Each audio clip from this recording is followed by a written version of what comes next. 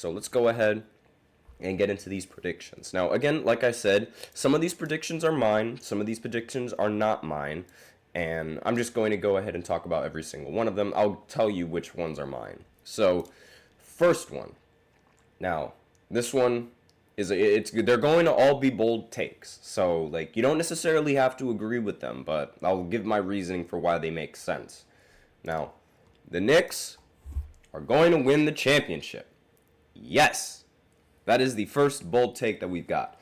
So, anonymous GMs, bettors, and analysts have already expected that the Celtics are going to end up going back-to-back and repeat as champions. And that title deserves respect. Yes, they definitely are a very solid team. And the possibility of them repeating, it could happen. Like, I'm not saying that it couldn't happen. However, I will say that the NBA has not had a repeat champion since the 2018 Golden State Warriors. So, with that being said, I don't expect the Celtics, like, the odds of the Celtics being able to do this and repeat are, like, they're high, because bettors are just being, I think bettors are honestly just lazy and expecting the Celtics to do it again. But given the fact that the last repeat was the Golden State Warriors, when they had Stephen Curry, Kevin Durant, Klay Thompson, and Draymond Green, a team that was just too good to fail, I don't really think the Celtics should be clear-cut favorites, like, or as clear-cut as a lot of people are making them out to be. Like, yes, they definitely deserve to be the favorites when you're talking about NBA championship team, but clear-cut, it shouldn't really be all that clear-cut.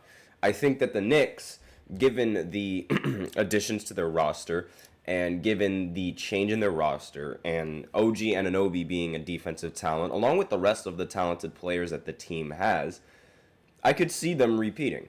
Now, the only two bugaboos that I really have for the Knicks, actually 3 bugaboos that I have for the Knicks, are Mikal Bridges' jump shot, Karl Anthony Towns in the postseason, and the fact that they're the Knicks. So I'll break all 3 of those down. Mikal Bridges, as you know, he changed his jump shot, and it looks hideous. There's no other way to put it other than it looks hideous. He has some sort of hitch to his jump shot now, and it's nowhere near as smooth as what it was in Brooklyn. And there are thoughts saying that Mikal Bridges, like, he did this essentially to compensate for the fact that he has a much longer wingspan and he grew a couple inches. And that I understand, but still, it's like I don't know. If it ain't broke, don't fix it. And it's looking really broke right now. And next, Karl Anthony Towns. Now, Karl Anthony Towns is probably one of the worst playoff performers I've ever seen in the NBA, especially currently now. Aside from James Harden, Karl Anthony Towns, like, is just bad in the postseason. There are times where he completely disappears. There are times where he's just not a factor in the postseason. I don't know what it is, but it's like he's just not that good. And in the postseason, so he could be a huge detriment to the team, especially considering how he provides not much on the defensive end of the ball. So we'll see how that goes. And then finally, they're the Knicks. I don't really think I have to explain much when I say they're the Knicks. Like, nobody really has faith in this team, and they usually expect the Knicks to end up blowing it in the end because that's just what they are. That's just the Knicks, and that's the notion that a lot of people go into it, and it is very real. They're incredibly unlucky, and it's just they find innovative ways to lose in big-time moments, and it's really just... It's not it. Like, it's just a very difficult, it's just a bad situation. It's a difficult situation, or it's almost like a curse. It's like the Clippers curse, if I have to compare it to anything. But aside from the Clippers, I mean, they're actually going to make the postseason this year. Now, next bold prediction we have, Nikola Jokic is going to win his 4th MVP. So he's going to win back-to-back twice now. And the reason why I think that this is bold is because voter fatigue is a thing. And a lot of people, they probably, at least from what I've seen now, they have SGA as the potential favorite to win Rookie of the Year. Not Rookie of the Year, MVP, excuse me.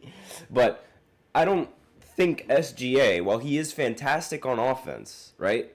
And he is a solid defender at the guard, I don't think his offensive value is as impactful as Nikola Jokic's offensive value for the Denver Nuggets. Again, let me know in the comments if you guys disagree. And other people, they might have Luka Doncic as a favorite. And Luka Doncic, he's always an MVP favorite at the start of the season. But then once the season starts, he slowly regresses down into like third or second or fourth in MVP voting.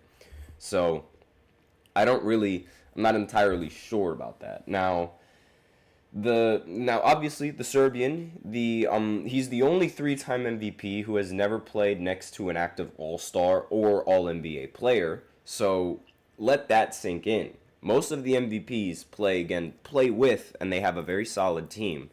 And they usually, because, being an MVP, you have to be the top seeded team. And, the best player on the best team tends to win the MVP. And the fact that Jokic has won it 3 times and has done it without an all-star on the team or an all-NBA player on the team means that his offense alone impacts the team and turns them into a winning team.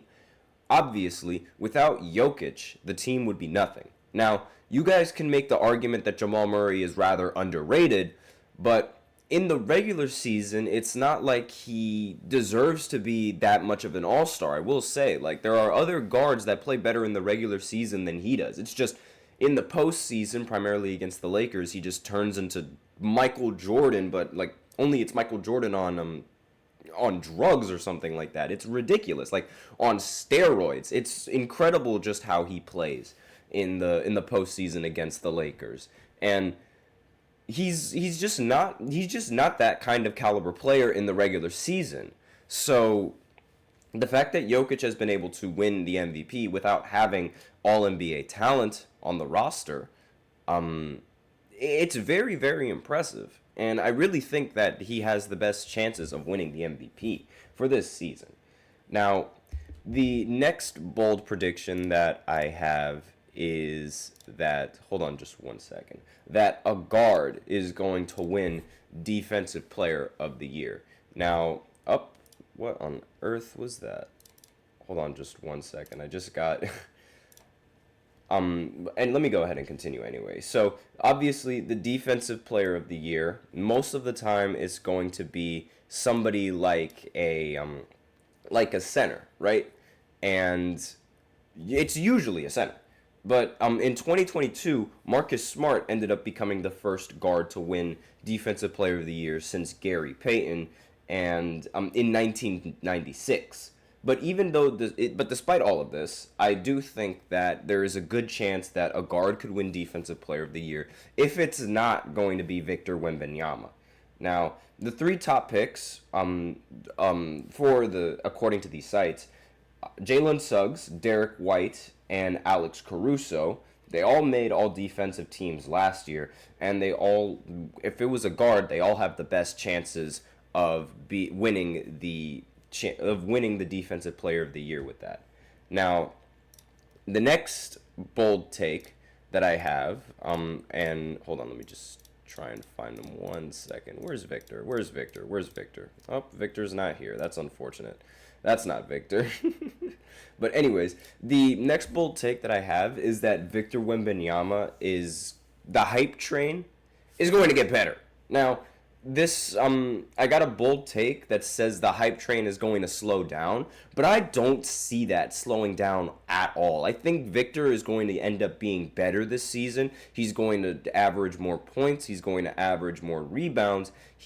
I'm not sure about the assists because, Chris Paul is going to be the one taking those assists. But I do think he's going to end up averaging more blocks, maybe slightly more blocks. And still, he's going to lead the league in blocks easily by a wide margin. And it's I do understand that the NBA media is it's going to overhype a bunch of the new talent that just got in the league. and maybe they're going to try and move on from Victor as being their poster boy. I remember when House of Highlights, when LaMelo Ball got drafted, it was only LaMelo Ball highlights. It was like, there was a joke running around saying House of LaMelo Ball. And Manzano's in the chat saying, I have friends who are hardcore Sixers fans, and we always get into conversations. And they were talking about Joel, and they said if he was coming in the league, he would dominate Shaq.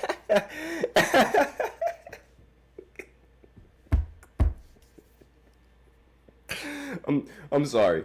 I'm sorry. But for those of you guys on the audio section, apparently Manzano's talking about his friends believing that Joel would dominate Shaquille O'Neal, Mutombo, and Yao Ming. And I just gotta say, no. Like, my laughter is just... that's an absolutely egregious take. And that sounds like the most 76ers fan kind of take in the entire world. Like... that's a bold statement. I will give it that. But honestly, like, this, no.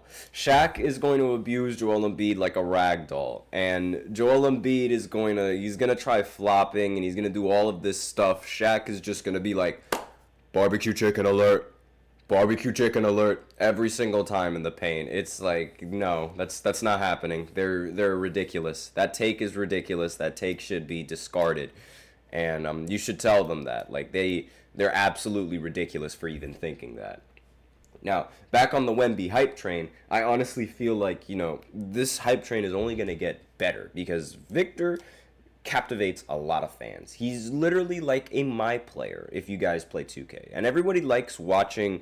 It depends on how overpowered something is. Because, like, the Warriors, nobody liked watching them because they were just absolutely ridiculous. And nobody liked them.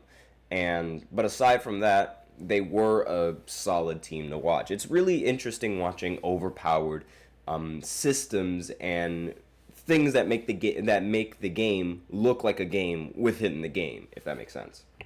Now, the next bold take is that the Pelicans are going to be a top 4 seed in the Western Conference. Now, I do somewhat see this happening. This wasn't my bold take, but I do see it happening, and I'll explain why. So, the standings included the Timberwolves, the Clippers, and the Phoenix Suns in these top standings. Now, the way I see this, at least 2 teams that aren't the Thunder, Nuggets, or the Timberwolves. Actually, no.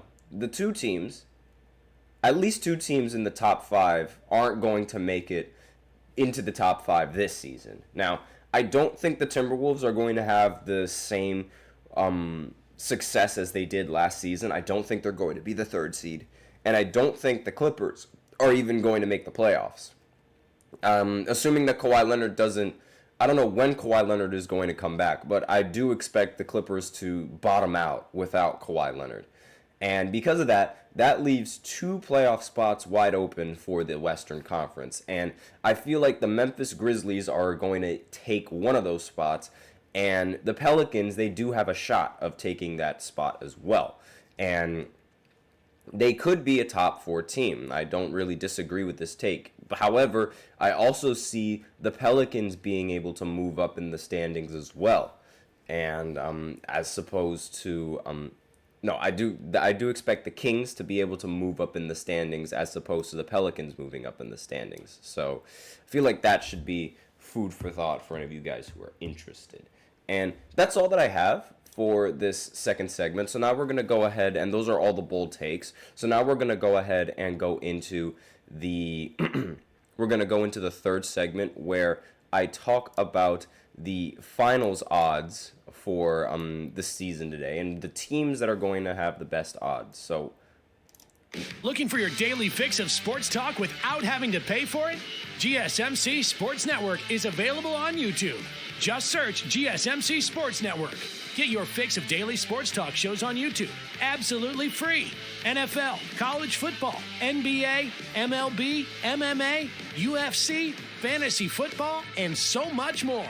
GSMC Sports Network has shows running all day long, with new sports shows starting every 2 hours. Just like on your favorite cable sports channel, except GSMC Sports Network is absolutely free. Just search GSMC Sports Network on YouTube to catch one of your new favorite shows, like the GSMC College Football Podcast, Chip Shot Football Podcast, Hoops and Heels Women's Sports Podcast, GSMC Basketball Podcast, and so many more.